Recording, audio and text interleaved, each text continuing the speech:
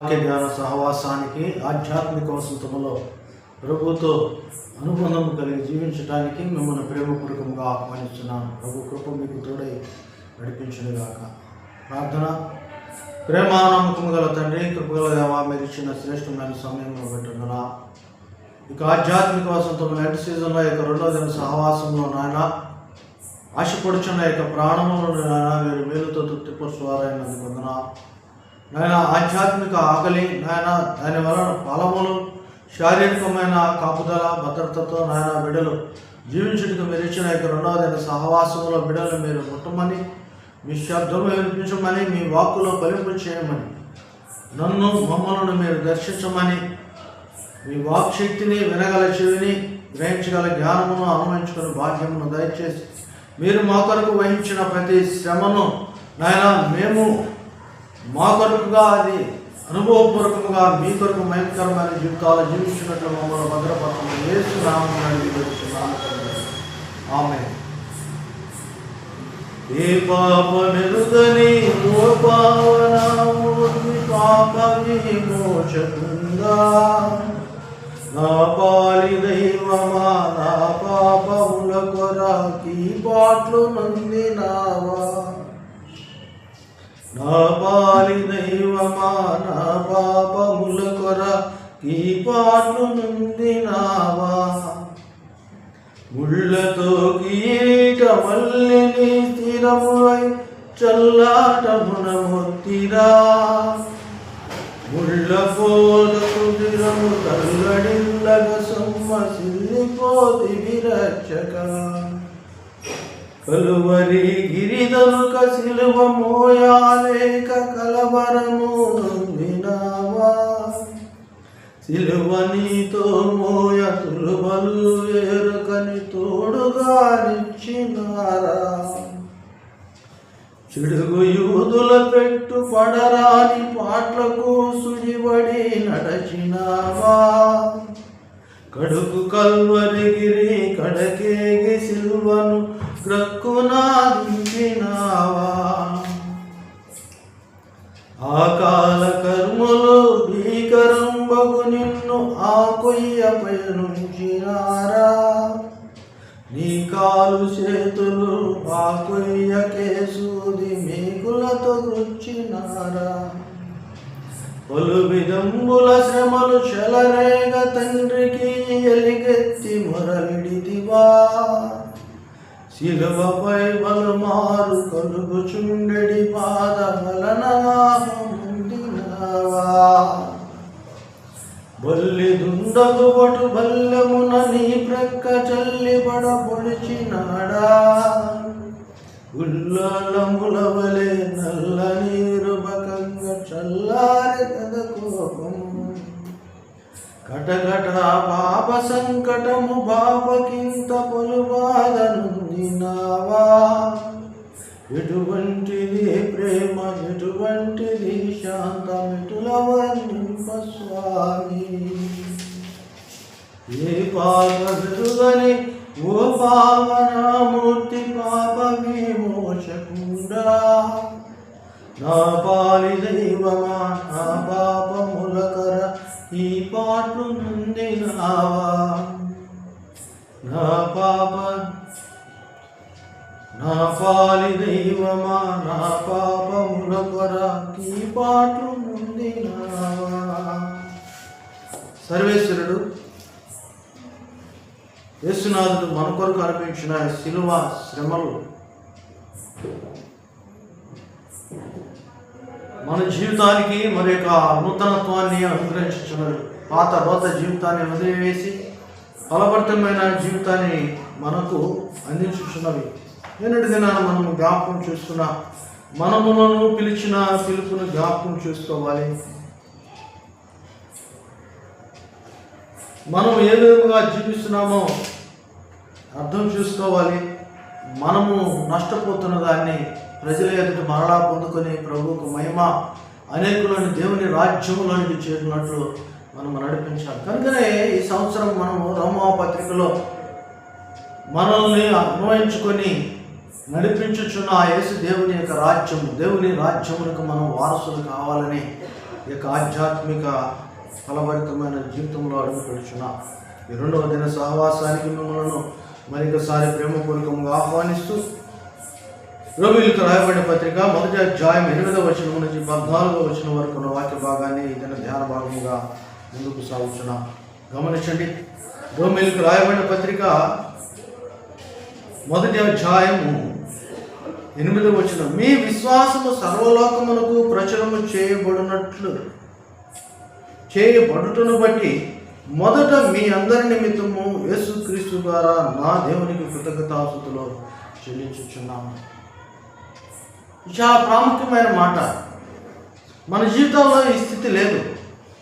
నిన్ను బట్టి నువ్వు కృతజ్ఞత తెలియచేసుకోలేకపోతున్నావు, కానీ నిన్ను బట్టి నీపై కాపరిగా ఉన్నా, లేకుంటే యాజకుడిగా ఉన్నా, లేదు నిన్ను రక్షించడంలో ప్రభువులో నీళ్లు నాటుటలోనూ ఫలభరితమైన జీవితం ఫలించడంలోనూ ప్రయాసపడుతున్న దైవజనుని యొక్క ఆ కృతజ్ఞతలు వీళ్ళరా, నీ కొరకు పాటుపడుచున్నా, నీ కొరకు ప్రార్థిస్తున్న దైవజనుడే నీ కొరకు స్తుతికరముగా అయిన కృతజ్ఞతాస్తుతులు చెల్లిస్తుంటే మరి నీ పరిస్థితి ఏమిటి? అదే పౌలు భక్తుల ద్వారా మనం ఇక్కడ నేర్చుకోవలసింది. గమనించండి. మీ విశ్వాసము సర్వలోకమునకు ప్రచురము చేయబడుచుండునట్టే. మన విశ్వాసము ప్రజలకు కనిపించాలంట, నీ లోపల ఉండటం కాదు. అలానే లోపల విశ్వాసం లేకుండా బయటికి భక్తి గల వారి వలె నటించొద్దని కూడా ఆ యాకోబు ద్వారా ప్రభు చెప్తున్నాడు. ఆయన శక్తిని ఆశ్రయించాలి. ఆయన నీలో ఆయన స్థిరమైన కృపను చూపించాలి. ఎలాగనగా నీ విశ్వాసమును బట్టి ఆయన నిన్ను నీతిమంతునిగా తీసుకున్నాడు. ఇదిగో అబ్రహాము ఎక్కడికి పోవాలో తెలియదు, ఎవరితో పోవాలో తెలియదు, ఏ విధముగా జీవించాలో తెలియదు. నువ్వు లేచి బయలుదేరంటే తండ్రి ఇంటి నుంచి సమస్తమును విడిచిపెట్టి ప్రభు ఏదైతే సెలవిస్తున్నాడో తనను, తన భార్యను, ఇదిగో తన తమ్ముడి కుమారుడు తనకు కలిగినది కొంత వెంట పెట్టుకుని వెళ్తున్నాడు. కొంత దూరం వెళ్ళిన తర్వాత అతను కూడా వదిలేశాడు. ఇదిగో వెళ్ళాలి వెళ్ళాలి వెళ్ళాలి వెళ్ళాలి వెళ్ళాలి ఇలా మనకు ముందు విశ్వాసంతో జీవించిన వారు నడిచిన మార్గంలో మనము నడుచులాగున సర్వలోకమునకు ప్రచురము చేయుచుండుటను బట్టి నీ విశ్వాసము నిన్ను గురించి ప్రభువులను కనపరచబడాలి. నువ్వు కాదు, పేరు కాదు, నీలో ఉన్న క్రీస్తు. మరి నీలో ప్రభు ఎలా ఉన్నాడో ఇప్పుడు ఒకసారి జ్ఞాపకం చేసుకో. నీవు ప్రభువులో ఉంటే, నువ్వు ప్రభువులో ఉంటే నీ యొక్క ఆత్మీయ తండ్రి సేవకుడు కావచ్చు, నీ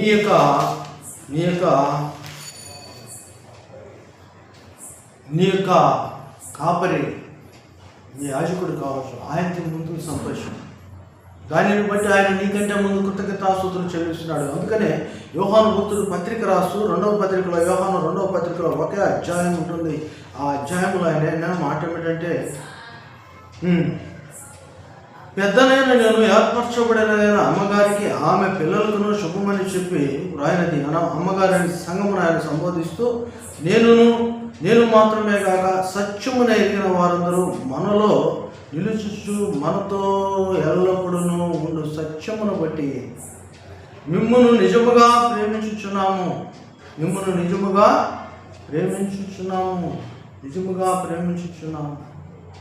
ఎలాంటి ప్రేమ అంటే ఇది సత్యమును బట్టి ప్రేమ, తండ్రి ఆజ్ఞకు లోబడటం బట్టి ప్రేమ, తండ్రి ఆజ్ఞను లోబడటం బట్టి ప్రేమ. ఇక్కడ అంటున్నాడు, సత్య ప్రేమలో మనందరుగా తండ్రి అయిన దేవుని యొద్ద నుండి తండ్రి యొక్క కుమారుడు యేసుక్రీస్తు యొద్ద నుండి కృపా కనికరమును సమాధానమును మనకు తోడై నడుచునుగాక. ఈ వాక్యం చాలా ప్రాముఖ్యం. గత దినం కూడా మనం ఇది తండ్రి యొక్క కృపను సమాధానమును పొందుకుంటున్నాం. ఎందుకయ్యా అంటే ప్రాముఖ్యమైన వచనం ఇక్కడ ఉంది. 4వ వచనము యోహాను 2వ పత్రిక ఒకే అధ్యాయం. తండ్రి వలన మనము ఆజ్ఞను పొందిన ప్రకారము నీ పిల్లలలో కొందరు సత్యమును అనుసరించి నడుచుకొనుచున్నాడు కనుగొని బహుగా సంతోషించుచున్నాను. నువ్వు తండ్రి మాటను బట్టి నడుచుచుంటే బహుగా సంతోషించున్నది ఎవరై అంటే యోహాను. విశ్వాసులు దేవునికి మాదిరిగా వాక్య ప్రకారం నడుచుంటే ఎవరికి సంతోషమై అంటే ఆ సంఘమునకు పెద్దగా ఉన్న, ఆ సంఘమునకు పరివారిగా ఉన్న ఆ యోహానుతోటి శిష్యులకును సంతోషం. దీనిని బట్టి కృతజ్ఞత. పౌలు కావచ్చు, పేతురు కావచ్చు, యోహాను కావచ్చు, ఇదిగో దేవునితో సహవాసం కలిగిన ఏ జనరేషన్లో అయినా ముందున్న వారు వెనక వారిలో ప్రభువుని పోలి నడుస్తున్న వారిని బట్టి సంతోషించుతున్నారు. కనుకనే ఇక్కడ వాక్యం స్పష్టం. మొదట మీ అందరి నిమిత్తమును యేసుక్రీస్తు ద్వారా నా దేవునికి కృతజ్ఞతాస్తుతులు చెల్లించున్నాను. దేనికయ్యా అంటే నువ్వు సర్వలోకము ఎదుట ప్రభువును బట్టి జీవించుటను బట్టి. కనుక ప్రియులారా, ప్రకటన గ్రంథం 2వ అధ్యాయం ఉంటుంది, మొదట నీకుంటే నా విశ్వాసం అనేది లేదేమో పరిశీలన చేసుకోమంటారు. సన్నగిలుతావేమో, రోజు రోజుకి ఆటపడిపోతున్నామేమో. కనుకనే ప్రతి సంవత్సరం ఈ యొక్క ఆత్మీయమైన ఆదర్శప్రాయమైన లెంట్ని మనం ఆచరిస్తున్నాం.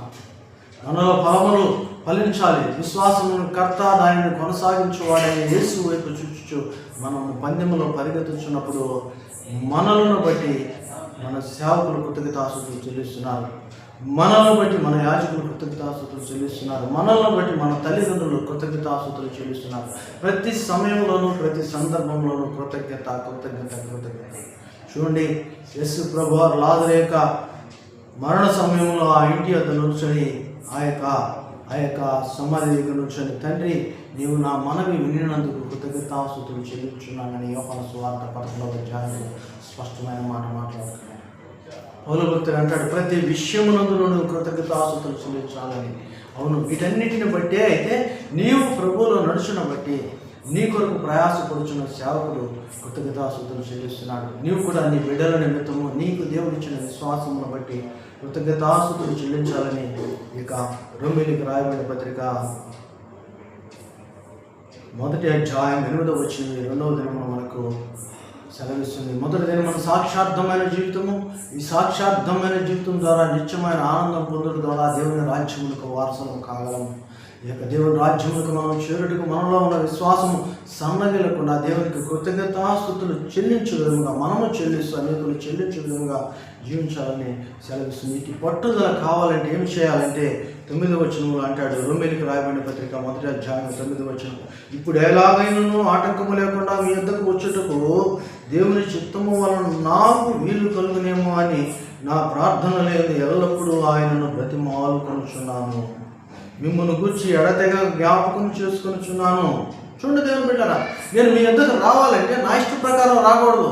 ప్రభు సెలవిస్తేనే రావాలి. అంతకుముందు అనేక పర్యాయాలు ఆయన ప్రయత్నం చేశాడు, కానీ ప్రభు సెలవులేక ఆగిపోయాడు. ఈరోజు అయితే మనము దేవుని పనే పెట్టుకుంటున్నాం, కానీ ఆ బలవంతాన్ని మనకై మనం దాన్ని ఒప్పింపు చేసుకొని జరుగుతున్నాం. స్వనీతి చేతనం, స్వబుద్ధిని ఆధారం చూసుకొని. కానీ పౌరు భక్తుడు రోమా సంఘం ద్వారా మనకు అది నేర్పలేదు.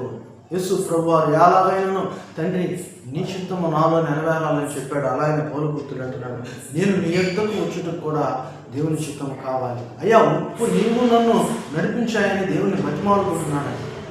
చాలాసార్లు మన ప్రాంతాలు ఎలా ఉంటాయంటే ఆజ్ఞలు ఉంటాయి, కోడ్ కొటేషన్ మనం కోట్ చేస్తుంటాం.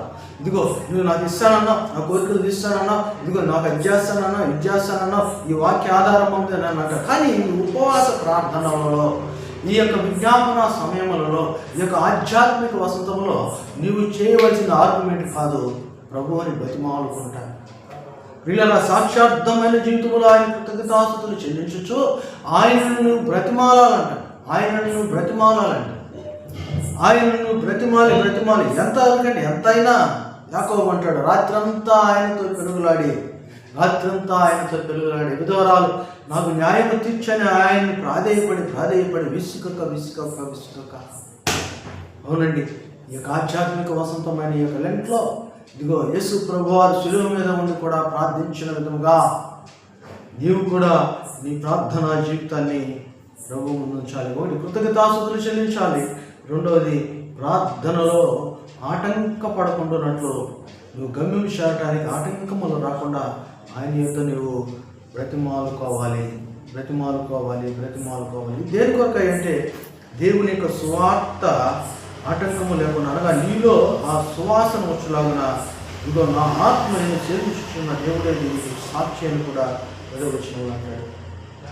కృతజ్ఞతాస్తుతులకు నీ ప్రార్థనకు సాక్ష్యం ఎవరై అంటే ప్రభువే. ఎలా నువ్వు ఆయనకు ప్రార్థన చేస్తున్నావు, ఆయనకు కృతజ్ఞతలు తెలియజేస్తున్నావు. ఇది మనుషుల కోసం కాదండి, మళ్ళా చెప్తున్నాను, మనుషుల కోసం నువ్వు ఈ యొక్క ఆధ్యాత్మిక వసంతము చేసిన దీనివల్ల నువ్వు శాపగ్రస్తమే కానీ ఆశీర్వాదం లేదు. నీలో ఫలభరితమైన జీవితం రానే రాదు. కనుక దైవ పద్ధతిలో దేవుని కొరకు యేసయ్య కొరకు నువ్వు చేయి, యేసయ్యతో నువ్వు నడువు, ఆధ్యాత్మిక ఫలమును నువ్వు అనుభవించు.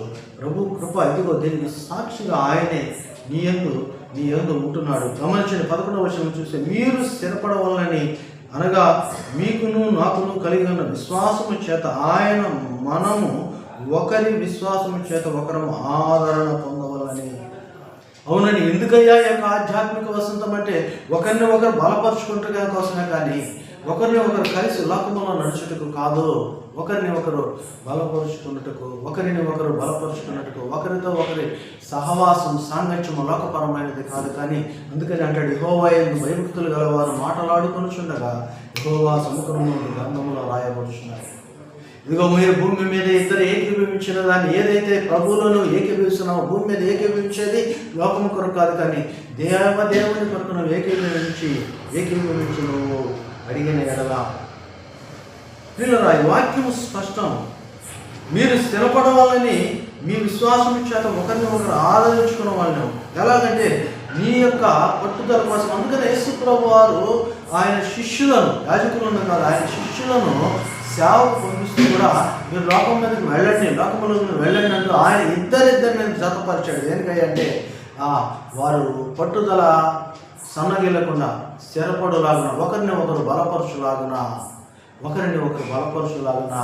వారు వారు వారు కలిసి ఉండాలని ఆయన కోరుకున్నాడు. ఈరోజు సేవకులతో నువ్వు కలిసి ఉండాలి, సేవలను ప్రభుత్వం కలిసి ఉండాలి. ఇదిగో ఆత్మపూర్ణుడవై ఆత్మను అనుగ్రహించిన దేవునితో నువ్వు కలిసి ఉండాలి. ప్రభువుకు వేరుగా నువ్వేమీయో చేయలేవు. ఒకవేళ చేస్తున్నావా, నువ్వు ప్రభు దగ్గర బతిమాట్లేదు, దీనికి సాక్ష్యం ప్రభు. కనుక నేను స్థిరపరచబడలేకపోతున్నావు. మొదటి రోజు బాగానే ఉన్నావు, రెండో రోజు బాగానే ఉన్నావు, పోయే ముందు ఎలా ఉంటావో ప్రభు చూస్తాడు. ప్రభువే నీకు సాక్షిగా ఉంటాడు. కాబట్టి ఈరోజు నువ్వు అడుగు, స్థిరపరచమని రోజు ప్రార్థన చేయి. ఎలాగైనా స్థిరపరచువాడు, బలపరచువాడు ఆయనే. స్థిరపడినప్పుడు నువ్వు ఇతరులకు ఎలాగైనానో ఏదో ఒక ఆత్మ సంబంధమైన వరమును అందించగలవు. చాలా జాగ్రత్తగా గమనించండి. నేను చాలా క్లుప్తమైన అవుట్లైన్ ఇస్తున్నాను, కానీ దీంట్లో చాలా గొప్ప మర్మము దాగి ఉంది. మొదటి నువ్వు కృతజ్ఞతాస్తుతులు, దేనిని బట్టి, విశ్వాసమును బట్టి నువ్వు కృతజ్ఞతాస్తుతులు చెల్లించాలి. నువ్వు ఎలాగైనా ప్రభువుని కలిగి ఉండే జీవించాలని నువ్వు బ్రతిమలాడుకోవాలి. బ్రతిమలాడుకునేటప్పుడు ఆ షరతులు, ఆంక్షలు పోకూడదు. మూడవది, దీనికి దేవుడు సాక్ష్యముగా ఉండి నువ్వు స్థిరపరచబడినప్పుడు ఆత్మ సంబంధమైన వరములు ఇతరులకు అందించే విధముగా నువ్వు ఉండాలి. ఏదో వాళ్ళ అవసరతలను బట్టి భోజనానికన్నా, పిల్లల కోసం, సంతానం కోసం కాదండి. నీ యొక్క శారీరము సజీవ యాగముగా ప్రభువుకు సమర్పించబడాలి.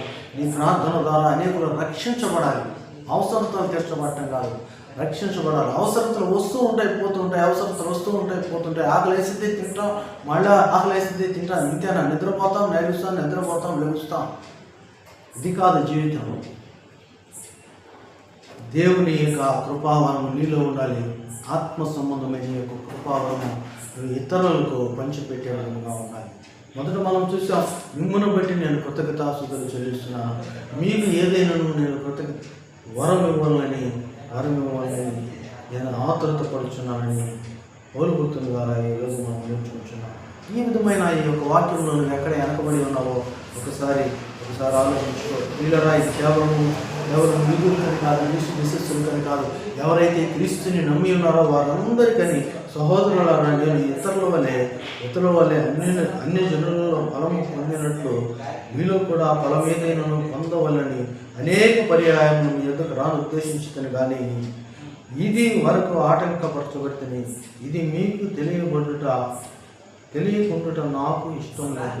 ఇందాక చెప్పాను కదా, అనుకున్నాం కదా, ఎలాగైనా ప్రభువుని బతిమాలుకొని ప్రభువు ఆజ్ఞ ఇచ్చే వరకు మనం వేచి ఉండాలి, ప్రభుతో కూడా ఉండాలని ప్రభు చెప్తున్నాడు. అంతేకాదు, ఇదన్నీ కేవలము నీ యొక్క సంఘానికి, లేకపోతే నీ యొక్క రక్త సంబంధులు, నీ కుటుంబానికి కాదండి.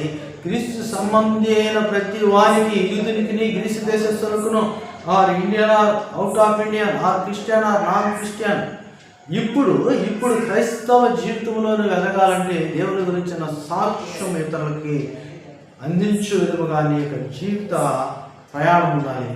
దీన్ని జరిగించులాగా నేను స్థిరపరచాలి. స్థిరపడిన వారి ప్రభువులో బలపడలాగా ప్రభుత్వం ముందుకు సాగాలని ఈరోజు వాక్యం మనకు సెలవిస్తుంది. కనుకనే దేవుని రాజ్య సంబంధిగా నువ్వు మార్చబడాలంటే నువ్వు అనేకులను రక్షించి వారి విశ్వాసంలో నువ్వు ఎదుగులాగా నువ్వు కృతజ్ఞతాస్తుతులు చెల్లించాలి. కృతజ్ఞతాస్తుతులు చెల్లించటంలో నువ్వు ప్రార్థించే ప్రార్థన నువ్వు ప్రభువును బ్రతిమాలినట్టు ఉండాలి. బ్రతిమాలిందా లేదని దానికి ప్రభువే సాక్ష్యము. ఆ సాక్ష్యమును బట్టి నువ్వు స్థిరపరచబడతావు. ఆత్మ సంబంధమైన వరములో అనేకులకు నువ్వు అందించి లోకములో అనేకులను ప్రభు దగ్గరికి నీతో పాటు దేవుని రాజ్యంలోకి తీసుకెళ్ళగలవు. బ్రతికి ఉన్న వ్యక్తి అనేకులకు మేలుకరంగా ఉంటాడు. ఇదిగో దేవుని యొక్క ఉద్దేశంలో, దేవుని యొక్క నడవడిలో ఉన్న వ్యక్తి అనేకులకు ఆశీర్వాదకరంగా ఉంటాడు. ఇదిగో నీలో ఇటువంటి ఫలాలు కావాలని, ఫలము చెట్టుకు కాయ కాస్తుంది ఇతరుల కోసమే కానీ ఆ చెట్టు ఎప్పుడు తినదని. నీ ద్వారా ఫలము దేవుడు ఇతరులకు చూపిస్తున్నాడు తప్ప నీకు కాదు. కాబట్టి ఈ యొక్క ఆధ్యాత్మిక వసంతంలో నీ ఫలభరితమైన జీవితాన్ని చూసి అనేకులు ఆయన సిలువ యొద్దకు రావాలి. సిలువలో వేలాడుచున్న యేసు ప్రభువును చూడాలి. అందుకని యేసయ్య అంటాడు, నన్ను పైకెత్తుము, అనేకులను నేను ఆకర్షించదు. ఈరోజు నువ్వు యేసయ్యని కలిగి ఉండడం ద్వారా నీలో ఉన్న విశ్వాసమును బట్టి అనేకులు ప్రభుతో ఉండాలని ప్రభు కృప చూపుతున్నాడు. ఇటు కృప ప్రభు మనకు దయచేశాడు. కనుక ఆయన రాజ్యంలో మనం ఉండాలని ఆకాంక్షతో దేవుని కార్యములు మనలో ఫలించాలని ఉద్దేశంతో ప్రభు గమ్యాన్ని చేద్దాం. ఒకరోజు మనం పరిశీలన చేసుకుందాం. ఒకసారి మనం పరిశీలన చేసుకుందాం. ఈ రెండవ దినములు విశ్వాసము చేతను, ప్రార్థన చేతను, ఇదిగో ఆయనలో సాక్షార్థమైన జీవితం చేతను స్థిరపరచబడ్డామా లేదా ఇతరులకు ఏదైనా ఆత్మ సంబంధమైన వరము మనం అందిస్తున్నామా, అనేకులకు ఆశీర్వదకరంగా ఉన్నామా లేదా అనేది పరిశీలన చేసుకుని ప్రభువులోకి నడుద్దాం. ఇటు కృప దేవుని మీకు దయచేయదు కాక. ఇది మాత్రమే కాదు, మీరు అధిక సమయం ప్రార్థనలు గడపండి, ప్రభువుని బతిమాలుకోండి, ప్రభు దగ్గర ప్రాధేయపడండి. యాకోబు వలె, హన్నా వలె జీవించండి. ప్రభు మీకు తోడే నడిపించండి కాక. ప్రార్థన. ప్రేమగల తండ్రి, కృపగల దేవ, నిరీక్షణ శ్రేష్టమైన సమయంలో బట్టి వందనాలు. ఇక ఆధ్యాత్మిక వసంతంలో, ఇక రెండవ దిన సహవాసంలో ఆయన మీకు కృతజ్ఞతాస్తుతులు. ఆయన ఇతరులలో మీ యొక్క విశ్వాసమును బట్టి నాలో ఉన్న యొక్క నిరీక్షణ సఫలీకృతం ద్వారా చెల్లించుటకు మీరు చూపిన మార్గమును బట్టి ఉన్నాను. ఎలాగైనాను నాయన ప్రార్థించుటలో బతిమాలకును భాగ్యమును దయచేసినట్టు పొందనా. ఆత్మ సంబంధమైన వరముల కొరకు మిమ్మల్ని సాక్షులుగా మేము ధరించుటకు మీరు చూపిన కృపను బట్టి వందనా. ఆయన ఇది ఇతరుల కోసమే, లోకము కోసము, మా కోసము కాదని ఈ ఫలభరితమైన జీవితంలో మేము జీవించే భాగ్యం ఇచ్చినట్టున్నాం. ఒక శుభము తండ్రి, హెచ్చించుము. ఈ వర్తమానాల ద్వారా అనేకులు మేలు పొందుకుని కృపను స్థిరపరచబడి బలపరచబడి భాగ్యమును దయచేయమని యేసు క్రీస్తు నామమున అడిగి వేడుచున్నాము తండ్రి. ఆమేన్. తండ్రి, కుమార, పరిశుద్ధాత్మ త్రియేక సకలమైన దేవుని సదా మీ కుటుంబంలో వ్యక్తిగత జీవితంలో ప్రభు సమృద్ధితోనూ, మేలులతోనూ, దీవెనతోనూ తోడే నడిపించును గాక.